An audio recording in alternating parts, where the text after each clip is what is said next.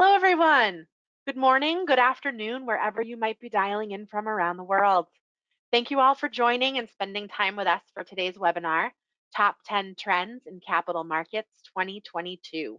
Technology Tackles Risks, Products, and Procedures, presented by Aite Novarica Group.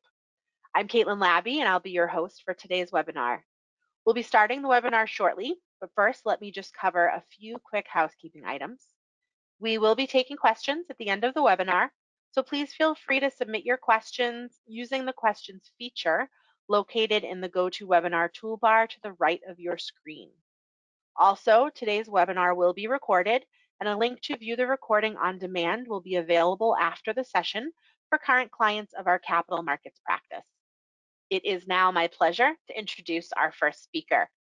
Gavin Littlegill is Aite Novarica Group's Head of Securities and Investments, collaborating with both the capital markets and wealth management practices to deliver exceptional products and services.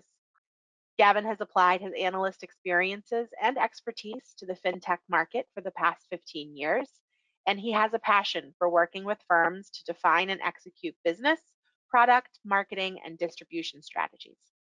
I'll turn the mic over now to Gavin for further introductions and to dive into today's content. Thank you again for joining us, and we hope you enjoy today's webinar. Thank you, Caitlin, and thank you to all of our attendees for joining us today. It's an honor to be kicking off the Capital Markets Top 10 Trends of 2022 with my colleagues Vinod, Scott, and Paul. Let me just pull up that top 10 list while I kick things off.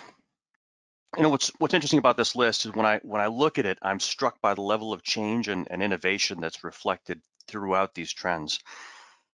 When I think about, it's just roughly 2 years ago today that COVID was just starting to rear its head. And if you had told me back then that 2 years later we'd still be experiencing significant disruption, I'm not sure I would have believed you. But if you then told me that not only would we experience 2 years of pandemic and yet would still experience an acceleration of technology, product, and business innovation, I'd have said there's absolutely no way that the industry could actually survive that process. And yet that's exactly what we've seen. So let's talk about what's driving the top 10 for 2022. When I look at it, I really see four major drivers here, right? There's regulation, product innovation, systemic or environmental changes, and technology. And they're all coming together to largely disrupt your business. I've got a couple of examples that are just sitting around this, but obviously there's dozens, in some cases hundreds of different examples of regulation, technology, systemic issues, and product innovations that are happening. If we take each of these in turn, if you start with regulation, you know what you see there is not just country-specific regulation, but market-specific regulation, and it's that slow drip.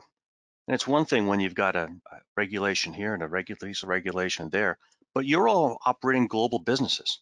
And when you aggregate all of those regulatory changes that are happening at the market and country level, it becomes a real torrent, just a wall of water that's coming at you that you've got to manage. You think about product innovation. You think about crypto. You think about private markets, direct indexing, right? The list goes on. You think about systemic or the broader environmental changes to the ecosystem that you operate in, right? Things that are extending well beyond just the current COVID-19. Things like cybersecurity, things like T+1 or industry initiatives. And finally, technology, which really falls into sort of two buckets in my mind. I think about it as horizontal technology like cloud, RPA, and AI that people are looking to increasingly integrate into the business processes. And then I think about enabling products and services, right? So things like fixed income portfolio trading, and that certainly is impacting the technology evolution of the fixed income marketplaces.